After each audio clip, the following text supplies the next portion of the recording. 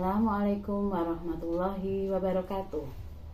Alhamdulillah atas segala nikmat, kesehatan, dan kesempatan dari Allah Ta'ala, sehingga sampai saat ini kita bisa berkarya untuk memajukan pendidikan tinggi di institusi kita masing-masing. Sebelumnya, mohon izin memperkenalkan diri. Saya Dr. Lima Zakiyah, spesialis radiologi, sebagai pengampu mata kuliah radiologi, sebagai dosen tetap sesuai dengan SK tanggal 1 Mei 2015 di program studi pendidikan dokter Fakultas Kedokteran Universitas Islam Malang.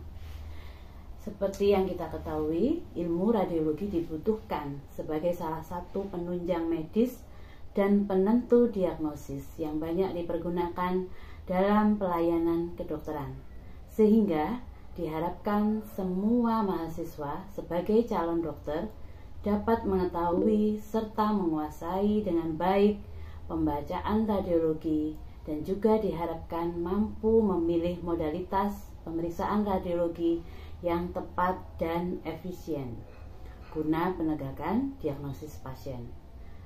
Sesuai dengan latar belakang keilmuan radiologi saya di sini mengampu mata kuliah, diantaranya radiologi sistem respirasi, radiologi muskuloskeletal, di mana selanjutnya diimplementasikan pada beberapa blok, antara lain blok elektif radiologi, blok fisiologi muskuloskeletal, dan blok patologi respirasi dengan RPS sebagai berikut.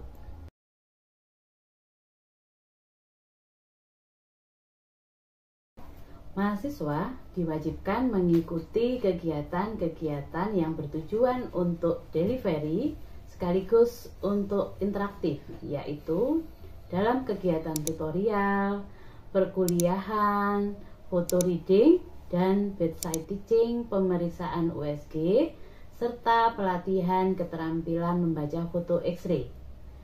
Pada pekan pertama dan kedua, mahasiswa akan membahas satu kasus skenario sebagai pemicu untuk mengembangkan pengetahuannya. Sedangkan pada pekan ketiga akan dilaksanakan asesmen atau penilaian berupa evaluasi materi-materi blok, yaitu melalui ujian akhir blok, ujian photo reading atau OSC, serta presentasi tugas ilmiah seperti referat maupun jurnal reading yang nantinya akan masuk dalam komponen penilaian. Untuk penguasaan materi, diharapkan mahasiswa membaca modul yang telah diberikan sebelum pelaksanaan kegiatan dan akan dilakukan pretest untuk menilai kesiapan mahasiswa. Selain itu, saya juga menggunakan modul untuk menjelaskan materi pembelajaran CSL atau Clinical Skill Lab yang saya berikan kepada mahasiswa sebelum pelaksanaan CSL, seperti CSL membaca foto toraks, CSL membaca foto sistem muskuloskeletal, dan lain-lain. Metode pembelajaran dan media pembelajaran disesuaikan dengan kebutuhan materi. Nah, saat ini saya menggunakan metode blended learning, di mana selain menggunakan buku teks radiologi selama pengajaran, saya juga menggunakan sejumlah aplikasi. Yang pertama, melalui aplikasi WhatsApp yang saya fungsikan untuk berkomunikasi, media untuk berbagi maupun koordinasi dengan mahasiswa, sehingga mahasiswa bisa berkonsultasi dan bertanya langsung sebelum maupun setelah kegiatan pelaksanaan berlangsung. Kedua, dengan memakai media PowerPoint. Jadi saat mengajar, saya juga menggunakan PowerPoint. Kemudian yang ketiga, saya menggunakan media tambahan yang berhubungan dengan materi radiologi, yaitu saya membuat video pembelajaran yang kemudian diunggah di YouTube juga memberikan akses untuk mahasiswa belajar melalui website edukasi radiologi yang sesuai dengan materi yang diperlukan. Misalnya radiologi asisten, radiologi masterclass, atau learning radiologi pada saat mahasiswa melakukan aktivitas SDL atau self-directed learning. Harapannya penggunaan berbagai media ini bisa mendorong semangat belajar menggunakan media yang bervariasi agar memiliki tingkat pemahaman yang baik dan juga mampu mendapatkan nilai akhir yang memuaskan. Sebelum dimulai perkuliahan, saya telah mengirimkan materi perkuliahan kepada mahasiswa agar dapat dipelajari dan dipahami sehingga saat berinteraksi melalui tatap muka langsung di kelas, mahasiswa dapat menanyakan hal-hal atau materi yang belum jelas. Mahasiswa juga akan diberikan kuliah radiologi sistem organ, di mana salah satunya yaitu kuliah radiologi sistem muskuloskeletal, sebagaimana cuplikan video berikut ini.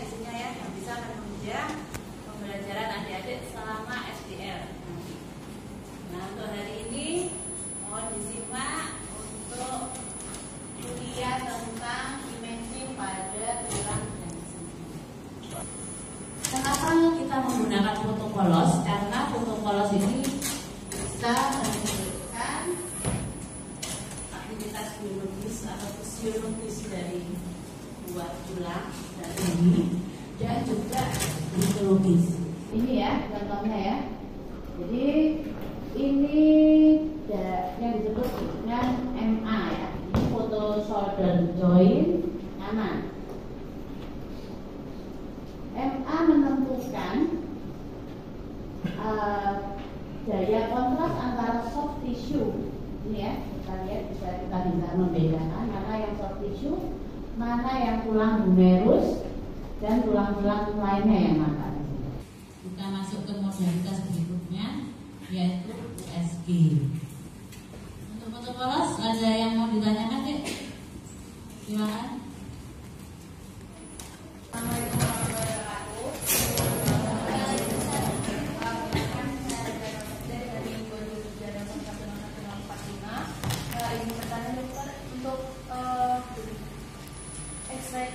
kita ini atau foto polos ini tuh ada efektivitasnya untuk dilakukan pada pasien? Terima kasih yang menjawab ya. Jadi memang ada keterbatasan dan kelebihan dari masing-masing modalitas. Yang menggunakan X-ray itu ada kekurangannya ya. Jadi kita harus memikirkan efek radiasi. Selalu ada efeknya, tapi tergantung dosis yang kita gunakan. Untuk foto polos untuk pemeriksaan pulsa ini itu dosisnya tidak terlalu besar seperti CT scan. Jadi sama-sama menggunakan X-ray. Kalau CT scan itu dosisnya 4 kali lebih besar, ya. Gambarannya juga lebih detail. Tapi kalau foto polos itu masih masuk dalam dosis yang diperbolehkan. Asalkan nggak setiap hari foto kan nggak mungkin ya. Makanya kita mengenal namanya rule of two. Ada sistem skala ini. Rule of two itu apa? Foto polos dilakukan 2 posisi. Rule yang pertama. Yang kemudian harus memperlihatkan 2 sendi. Ya. Jadi misalnya foto di daerah kruris, ya, maka sendi genu dan sendi engkel harus nampak. Karena kita juga harus melihat efeknya itu mengenai 2 sendi tersebut atau enggak, dan kita bisa melihat region kruris secara keseluruhan, ya. Kemudian rule yang berikutnya, rule of two yang berikutnya adalah foto dilakukan sebelum tindakan dan setelah tindakan. Itu ya, Dek, bisa dipahami ya? Atau ada pertanyaan lainnya lagi? Jadi di sini CT scan itu menunjukkan daerah yang abnormal pada tulang dengan titik. Kenapa? Karena CT scan itu kan mengiris ya, slice by slice. Kita misalnya kelainannya ada di tulang genu, maka akan diiris slice by slice ini berapa mili tergantung tangannya. Kemudian dari potongan aksial bisa besar, bisa juga corona. Jadi multi aksial. Kalau foto polos kan masuk HP.